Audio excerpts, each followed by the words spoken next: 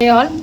Hello, ma'am. Today let us have a discussion on the topic encoder and decoder. As you all know that we are following design thinking approach. So there are 5 stages in design thinking: empathy, ideate, prototype, testing, define. These are the 5 stages. So first we will be doing the empathy part. Then we will be defining the problem statement. Then we'll be creating an idea to provide a solution for the problem, and then we'll be doing the prototype and test it for the. So design thinking is nothing but a customer based approach where it is an iterative approach.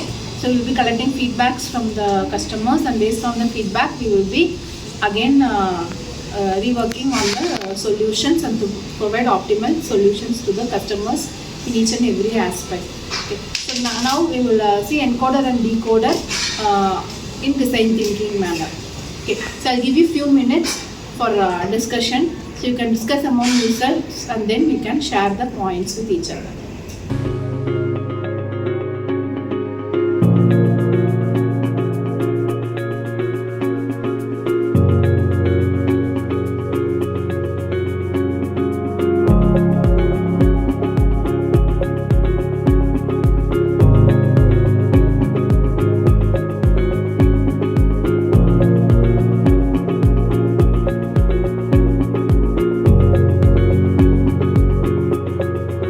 Okay, I hope you would have discussed.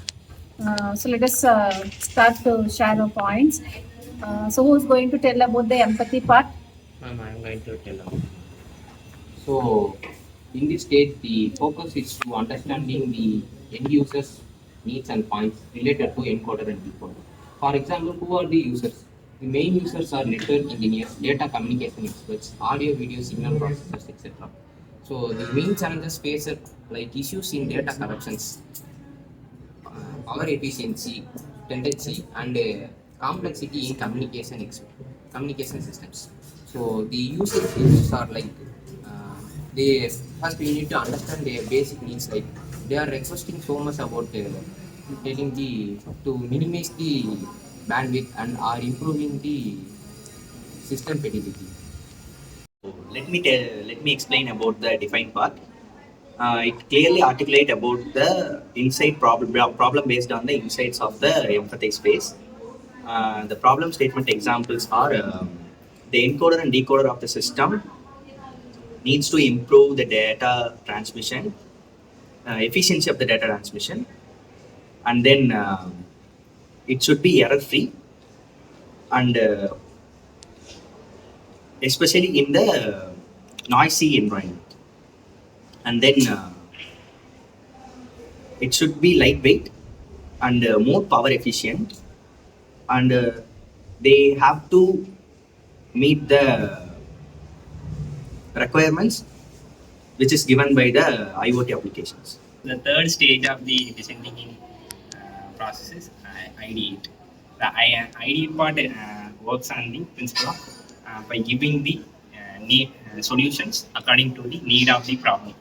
So basically, encoder is a device circuit that converts digital data into analog signals, and a decoder is a device circuit that converts the analog signal into digital data.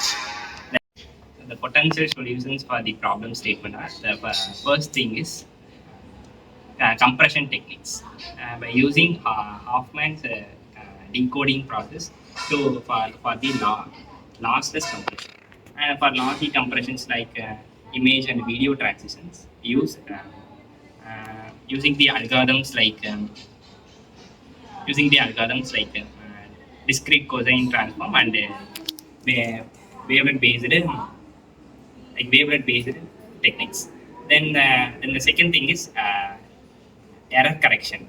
Implement forward error correction to the second thing is error correction. To implement forward error correction using the techniques of read solvent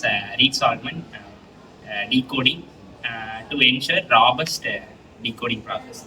The last thing is power efficiency. Use differential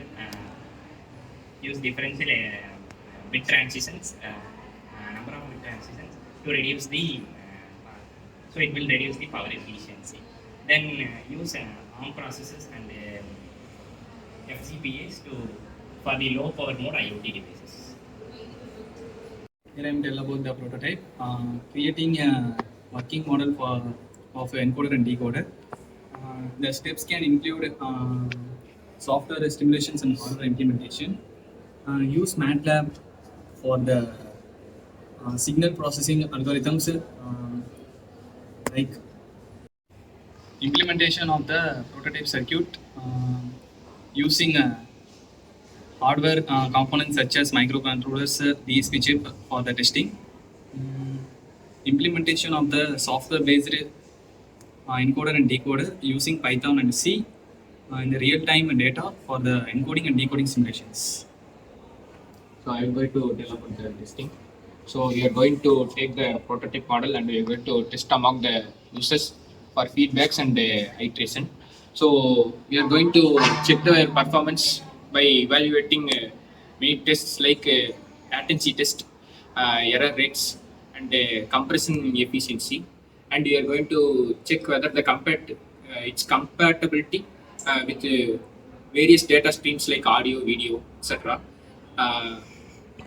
So we are going to ensure that it satisfies the user's needs, and if furthermore complaints, we are going to iterate the prototype.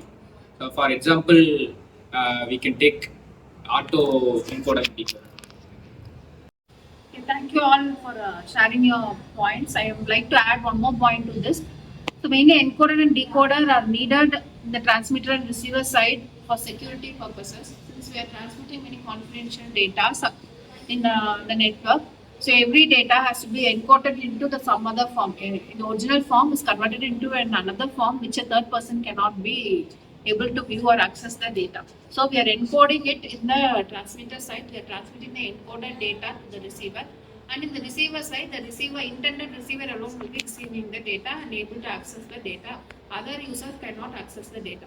So the main reason for using encoder and decoder is one important application is the security purposes we'll be using it. Okay.